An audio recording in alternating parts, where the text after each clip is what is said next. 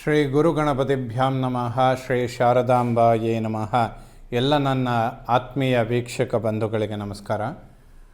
ವೀಕ್ಷಕರೇ, ಶ್ರೀ ವಿಶ್ವಾವಸು ನಾಮ ಸಂವತ್ಸರ ದಕ್ಷಿಣಾಯಣ ಹಿಮವಂತ ಋತು ಪೌಷ್ಯಮಾಸ ಜನವರಿ ತಿಂಗಳ ಮಾಸ ಭವಿಷ್ಯಗಳನ್ನು ತಿಳ್ಕೊಳ್ಳೋಣ. 2026ನೇ ಇಸ್ವಿ ಆಂಗ್ಲ ಹೊಸ ವರ್ಷದ ಶುಭಾಶಯಗಳು.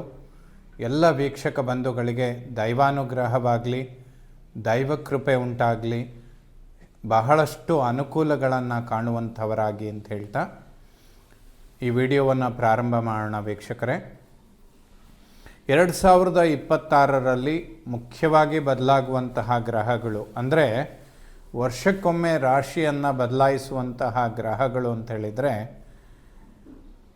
ಗುರು ಮತ್ತು ರಾಹುಕೇತುಗಳು. ರಾಹುಕೇತುಗಳು 1.5 ವರ್ಷಕ್ಕೆ ಒಂದು ರಾಶಿಯನ್ನು ಬದಲಾಯಿಸಿದರೆ ಗುರು 1 ವರ್ಷಕ್ಕೆ ಒಂದು ರಾಶಿಯನ್ನು ಬದಲಾಯಿಸ್ತಾನೆ. ಆದರೆ 2026ನೇ ಇಸ್ವಿಯಲ್ಲಿ ಗುರು 2 ಬಾರಿ ರಾಶಿಯನ್ನು ಪರಿವರ್ತನೆ ಮಾಡ್ತಾನೆ. ಜೂನ್ 1ನೇ ತಾರೀಕು ಮಿಥುನ ರಾಶಿಯಿಂದ ಗುರು ತನ್ನ ಉಚ್ಚ ಕ್ಷೇತ್ರವಾದಂತಹ ಕರ್ಕಾಟಕ ರಾಶಿಗೆ ಬರ್ತಾನೆ. ಅಕ್ಟೋಬರ್ 31ನೇ ತಾರೀಕು ಗುರು ಮತ್ತೊಮ್ಮೆ ಕರ್ಕಾಟಕ ರಾಶಿಯಿಂದ ಸಿಂಹ ರಾಶಿಗೆ ಪ್ರವೇಶ ಮಾಡ್ತಾನೆ. ಈ ವರ್ಷದ ಅಂತ್ಯ ಭಾಗದಲ್ಲಿ ಅಂದರೆ 2026 ಡಿಸೆಂಬರ್ 5ನೇ ತಾರೀಕು ರಾಹು ಕುಂಭರಾಶಿಯಿಂದ ಮಕರ ರಾಶಿಗೆ ಬಂದರೆ ಕೇತು ಸಿಂಹ ರಾಶಿಯಿಂದ ಕರ್ಕಾಟಕ ರಾಶಿಗೆ ಬರ್ತಾನೆ. ಇವರೆಲ್ಲ ಬಹಳ ಲಾಂಗ್ ಟರ್ಮಲ್ಲಿ ಪರಿವರ್ತನೆ ಆಗುವಂತಹ ಗ್ರಹಗಳು 2026ರಲ್ಲಿ ತಮ್ಮ ರಾಶಿಗಳನ್ನು ಬದಲಾಯಿಸ್ಕೊಳ್ತಾರೆ. ಇನ್ನು ಜನವರಿ ತಿಂಗಳಲ್ಲಿ ತಿಂಗಳಿಗೊಮ್ಮೆ ಬದಲಾಗುವಂತಹ ಗ್ರಹಗಳನ್ನು ನೋಡೋದಾದರೆ ಬಹಳ ವಿಶೇಷ. ಹೊಸ ವರ್ಷದ ಪ್ರಾರಂಭದಲ್ಲಿ ಮಕರ ರಾಶಿಗೆ 4 ಗ್ರಹಗಳ ಪ್ರವೇಶ ಆಗುತ್ತೆ.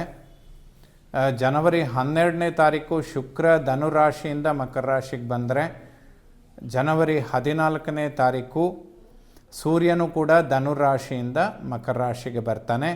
ಮಕರ ಸಂಕ್ರಾಂತಿ, ಸಂಕ್ರಮಣ, ಉತ್ತರಾಯಣ, ಪರ್ವಕಾಲ ಪ್ರಾರಂಭ ಆಗುವಂತಹ ಸಮಯ ಆಗಿರುತ್ತೆ.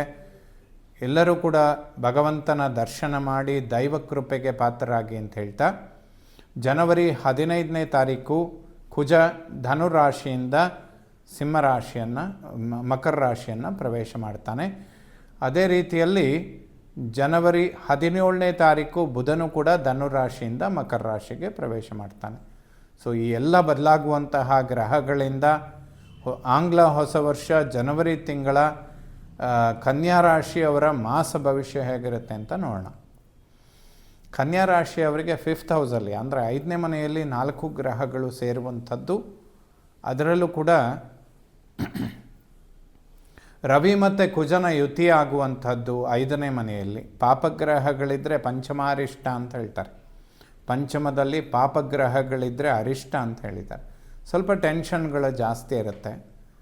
ಸೊ ಇದನ್ನು ಅವಾಯ್ಡ್ ಮಾಡ್ಕೊಳ್ಳಿ. ಯಾಕೆಂದರೆ ಇವೆಲ್ಲ ವೆರಿ ಶಾರ್ಟ್ ಟೈಮ್, ಪ್ರತಿ ತಿಂಗಳು ಕೇಳೋದ್ರಿಂದ ಹೇಳ್ತೇವೆ ನಾವು. ಕನ್ಯಾ ರಾಶಿಯವರಿಗೆ ಜ್ಞಾನ ಸಂತಾನ ಪೂರ್ವಪರ ಪುಣ್ಯದಲ್ಲಿ 4 ಗ್ರಹಗಳು ಸೇರ್ತಾರೆ. ಅದರಲ್ಲೂ ಅವನಿ ಸುತ ಅಂಗಾರಕ ಅಂದರೆ ಜ್ಞಾನ ಸಂತಾನ ಸ್ಥಾನದಲ್ಲಿ ಕುಜನ ಸಂಚಾರ ಸ್ವಲ್ಪ ಟೆನ್ಷನ್ಗಳನ್ನು ಜಾಸ್ತಿ ಕೊಡ್ತಾನೆ. ಇದನ್ನು ಅವಾಯ್ಡ್ ಮಾಡ್ಕೊಳ್ಳೋದಕ್ಕೆ ಹೆಚ್ಚಾಗಿ ಲಕ್ಷ್ಮೀ ನರಸಿಂಹನ ಆರಾಧನೆ ಮಾಡಿದರೆ ಖಂಡಿತ ಒಳ್ಳೆಯದಾಗತ್ತೆ. ಕನ್ಯಾ ರಾಶಿಯವರಿಗೆ ಆರೋಗ್ಯದ ವಿಚಾರಕ್ಕೂ ಕೂಡ ಇದು ಅತ್ಯಂತ ಅವಶ್ಯಕ. ಯಾಕೆಂದರೆ ಲಗ್ನ ರಾಶಿಯ ಅಧಿಪತಿಯಾದಂತಹ ಬುಧ ಕುಜನ ಯುತಿಯಲ್ಲಿರ್ತಾನೆ. ಅವರಿಬ್ಬರ ನಡುವೆ ಕೇವಲ 2 ಡಿಗ್ರಿ ಮಾತ್ರ ಡಿಫ್ರೆನ್ಸ್ ಇರುತ್ತೆ.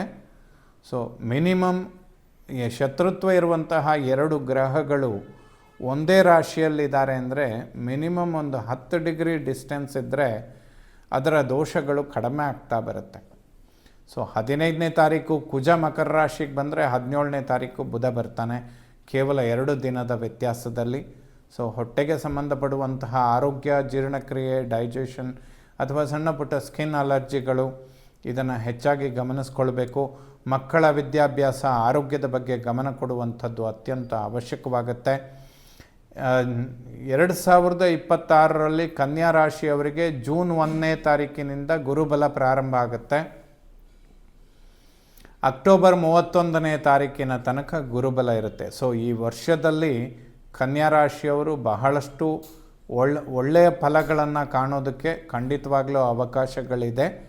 ವರ್ಷದ ಪ್ರಾರಂಭದಲ್ಲಿ ಅಂದರೆ ಜನವರಿ 15ರಿಂದ ಫೆಬ್ರವರಿ 26ರ ತನಕ ಸ್ವಲ್ಪ ಆರೋಗ್ಯ, ಮಾನಸಿಕ ನೆಮ್ಮದಿ ಇದನ್ನೆಲ್ಲ ಹೆಚ್ಚಾಗಿ ಕಾಪಾಡಿಕೊಳ್ಳುವಂಥದ್ದು ಅವಶ್ಯಕವಾಗುತ್ತೆ. ವಾಕ್ಯಗಳನ್ನು ಸೌಮ್ಯ ಮಾಡಿಕೊಂಡ್ರೆ ಖಂಡಿತ ಶುಭ ಆಗುತ್ತೆ. ಇಲ್ಲದೇ ಇದ್ದರೆ ಅನವಶ್ಯಕ ವಾಗ್ವಾದಗಳನ್ನು ಮಾಡಬೇಡಿ. ಜನ್ಮರಾಶಿಯ ಮೇಲೆ ಶನಿ ದೃಷ್ಟಿ ಕೂಡ ಬೀಳ್ತಾ ಇರುತ್ತೆ.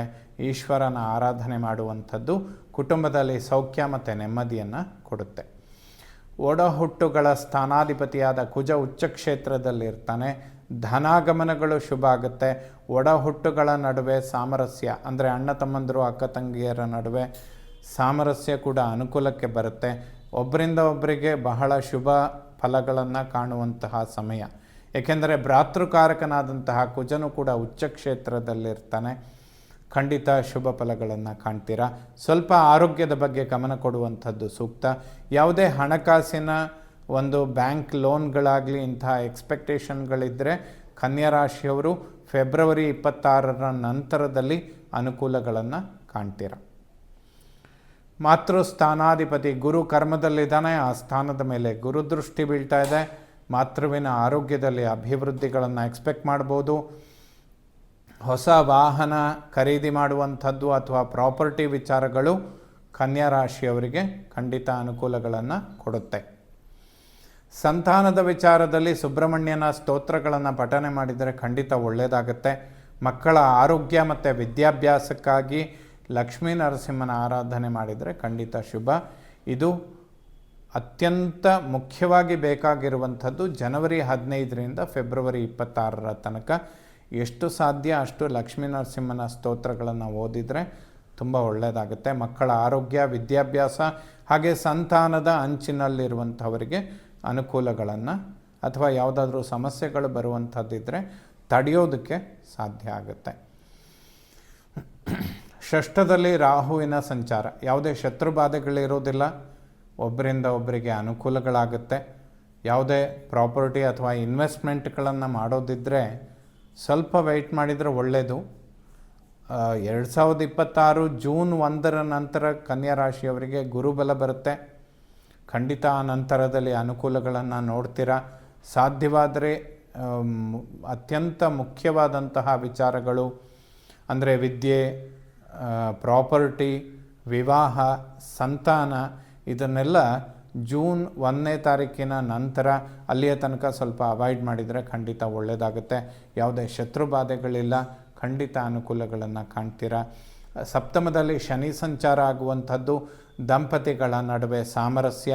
ಸ್ವಲ್ಪ ಟೆನ್ಷನ್ಗಳಿರುತ್ತೆ. ಯಾಕೆಂದರೆ ಶನಿ ಮಂದಗತಿಯಲ್ಲಿ ಸಾಗ್ತಾನೆ, ಸ್ವಲ್ಪ ಟೆನ್ಷನನ್ನು ಕೊಡ್ತಾನೆ ಇರ್ತಾನೆ. ಈಶ್ವರನ ದರ್ಶನ ಮಾಡಿದರೆ ಖಂಡಿತ ಒಳ್ಳೆಯದಾಗುತ್ತೆ. ಅಷ್ಟಮಾಧಿಪತಿ ಕುಜ ಪಂಚಮದಲ್ಲಿ ಉಚ್ಚ ಕ್ಷೇತ್ರದಲ್ಲಿರ್ತಾನೆ. ಸೊ ಜನವರಿ 15ರಿಂದ ಫೆಬ್ರವರಿ 26ರ ತನಕ ಕನ್ಯಾ ರಾಶಿಯವರು ಸ್ವಲ್ಪ ವಾಹನದ ವಿಚಾರ ಆಗಲಿ ಅಥವಾ ಹಾರ್ಮೋನ್ಗಳ ಒಂದು ವ್ಯತ್ಯಾಸಗಳು ಅಥವಾ ಮಕ್ಕಳ ಆರೋಗ್ಯ ಇದರ ಬಗ್ಗೆ ಹೆಚ್ಚಿನ ಗಮನ ಕೊಟ್ಟರೆ ಒಳ್ಳೆಯದು. ಭಾಗ್ಯಾಧಿಪತಿಯಾದಂತಹ ಶುಕ್ರ ಪಂಚಮದಲ್ಲಿರ್ತಾನೆ. ಬುಧ ಮತ್ತು ಶುಕ್ರನ ಯುತಿ. ಕೇಂದ್ರ ಕೋಣಾಧಿಪತಿಗಳು ಕೋಣದಲ್ಲಿ ಸೇರ್ತಾರೆ. ಮಿತ್ರಕ್ಷೇತ್ರ ಕೂಡ. ಬುಧ ಶುಕ್ರರ ಯುತಿ ಕನ್ಯಾ ರಾಶಿಯವರಿಗೆ ಬಹಳಷ್ಟು ಒಳ್ಳೆಯದನ್ನು ಮಾಡುತ್ತೆ. ಬಟ್ ಏನು ಅಂದರೆ ಬುಧನ ಜೊತೆಯಲ್ಲಿ ಕುಜ 2 ಡಿಗ್ರಿಯಲ್ಲಿರ್ತಾನೆ. ಸೂರ್ಯನ ಜೊತೆಯಲ್ಲಿ ಶುಕ್ರ 2 ಡಿಗ್ರಿಯಲ್ಲಿರ್ತಾನೆ. ಅವರಿಬ್ಬರು ಕೂಡ ಒಂದು ಶತ್ರುವಿನ ಸಮೀಪದಲ್ಲಿರೋದ್ರಿಂದ ಅವರ ಆ ಒಂದು ಗ್ರಹಗಳ ಒಂದು ಯುದ್ಧ, ಗ್ರಹಯುದ್ಧ ಅಂತೇನು ಹೇಳುತ್ತೆ, ಅದು ಆರೋಗ್ಯದ ಮೇಲೆ ಹೆಚ್ಚಿನ ಪ್ರಭಾವಗಳನ್ನು ಬೀರುತ್ತೆ. ಕರ್ಮ ಉದ್ಯೋಗದಲ್ಲಿ ಗುರು ಇದ್ದಾನೆ. ಕನ್ಯಾ ರಾಶಿಯವರು ಯಾವುದೇ ಉದ್ಯೋಗದ ಪರಿವರ್ತನೆಗಳನ್ನು ಎಕ್ಸ್ಪೆಕ್ಟ್ ಮಾಡಬೇಡಿ. ಈ ಸಮಯದಲ್ಲಿ ಯಾವುದೇ ಉದ್ಯೋಗದ ಪರಿವರ್ತನೆಗಳನ್ನು ಕೂಡ ಖಂಡಿತ ಮಾಡಬೇಡಿ. ಸಮಸ್ಯೆಗಳನ್ನು ಕ್ರಿಯೇಟ್ ಮಾಡುತ್ತೆ ಇದು. ಜನವರಿ 15ರಿಂದ ಫೆಬ್ರವರಿ 26ರ ತನಕ ಹಲವಾರು ವಿಚಾರಗಳನ್ನು ಅವಾಯ್ಡ್ ಮಾಡಿದರೆ ಖಂಡಿತ ಒಳ್ಳೆಯದಾಗುತ್ತೆ. ಮುಂದೆ ಯಾವುದೇ ಸಮಸ್ಯೆಗಳಿಲ್ಲ. ಈ ಹೊಸ ವರ್ಷದಲ್ಲಿ ಕನ್ಯಾ ರಾಶಿಯವರಿಗೆ ಗುರುಬಲ ಕೂಡ ಬರುವಂಥದ್ದಿದೆ. ಮುಂದಿನ ದಿನಗಳಲ್ಲಿ ಬಹಳಷ್ಟು ಒಳ್ಳೆಯದನ್ನು ನೋಡ್ತೀರ. ಜೂನ್ 1ರ ನಂತರ ಕನ್ಯಾ ರಾಶಿಯವರು ಉದ್ಯೋಗದಲ್ಲಿ ಯಾವುದೇ ಪರಿವರ್ತನೆಗಳನ್ನು ಖಂಡಿತವಾಗ್ಲೂ ಮಾಡ್ಬೋದು. ಅಲ್ಲಿಯ ತನಕ ಪ್ರಾಪರ್ಟಿ, ಉದ್ಯೋಗ ಇದನ್ನೆಲ್ಲ ಅವಾಯ್ಡ್ ಮಾಡಿಕೊಂಡ್ರೆ ಖಂಡಿತ ಒಳ್ಳೆಯದಾಗುತ್ತೆ. ವೈವಾಹಿಕ ಜೀವನದ ವಿಚಾರದಲ್ಲೂ ಕೂಡ ಕನ್ಯಾ ರಾಶಿಯವರು ಜೂನ್ 1 ತನಕ ವೆಯ್ಟ್ ಮಾಡುವಂಥದ್ದು ಖಂಡಿತ ಒಳ್ಳೆಯದು. ಲಾಭಸ್ಥಾನದ ಮೇಲೆ ಯಾವುದೇ ಪಾಪಗ್ರಹಗಳ ದೃಷ್ಟಿ ಬೀಳೋದಿಲ್ಲ. ಖಂಡಿತ ಶುಕ್ರ ಲಾಭಸ್ಥಾನವನ್ನು ನೋಡ್ತಾನೆ. ಬುಧ ಮತ್ತು ಶುಕ್ರನ ಯುತಿ, ಅವರಿಬ್ಬರ ನಡುವೆ ಒಂದು ಮಿತ್ರತ್ವ ಅನ್ನುವಂಥದ್ದಿರುತ್ತೆ. ಜನ್ಮರಾಶಿಗೆ ಶುಕ್ರ ಪರಮ ಯೋಗಕಾರಕ. ಹಣಕಾಸಿನ ವಿಚಾರದಲ್ಲಿ ಖಂಡಿತ ಅನುಕೂಲಗಳನ್ನು ಕಾಣ್ತೀರಾ. ಅನಿರೀಕ್ಷಿತ ಯಾವುದಾದ್ರೂ ಧನಾಗಮನಗಳಾಗೋದಕ್ಕೆ ಖಂಡಿತ ಅನುಕೂಲ ಆಗುತ್ತೆ. ಬಟ್ ಇನ್ವೆಸ್ಟ್ಮೆಂಟ್ಗಳನ್ನು ಫೆಬ್ರವರಿ 26 ನಂತರ ಮಾಡಿದರೆ ಖಂಡಿತ ಒಳ್ಳೆಯದು. ಸೊ 2026 ಕನ್ಯಾ ರಾಶಿಯವರು ತುಂಬ ಒಳ್ಳೆಯದನ್ನು ನೋಡ್ತೀರಾ. ಸ್ವಲ್ಪ ಜೂನ್ 1 ತನಕ ಅವಾಯ್ಡ್ ಮಾಡ್ಕೊಳ್ಳಿ. ಅದರಲ್ಲೂ ಜನವರಿ 15ರಿಂದ ಫೆಬ್ರವರಿ 26 ತುಂಬ ಸಮಾಧಾನದ ಸ್ಥಿತಿಗಳನ್ನು ತಂದುಕೊಳ್ಬೇಕು. ಅನವಶ್ಯಕ ಆರೋಗ್ಯ ಮತ್ತು ನಿಷ್ಠೂರಗಳನ್ನು ಮಾಡಿಕೊಳ್ಬೇಡಿ. ಇದರ ಬಗ್ಗೆ ಹೆಚ್ಚಿನ ಗಮನ ಕೊಡುವಂಥದ್ದು ಸೂಕ್ತ. ಸೊ 2026 ಹೊಸ ವರ್ಷ ಕನ್ಯಾ ರಾಶಿಯವರಿಗೆ ಖಂಡಿತ ಶುಭ ಫಲಗಳನ್ನೇ ಕೊಡಲಿ. ಶ್ರೀ ಶಾರದಾ ಪರಮೇಶ್ವರಿಯ ಸಂಪೂರ್ಣ ಅನುಗ್ರಹ ಎಲ್ಲ ನನ್ನ ವೀಕ್ಷಕ ಬಂಧುಗಳ ಮೇಲಿರಲಿ. ಶುಭವಾಗಲಿ ವೀಕ್ಷಕರೇ.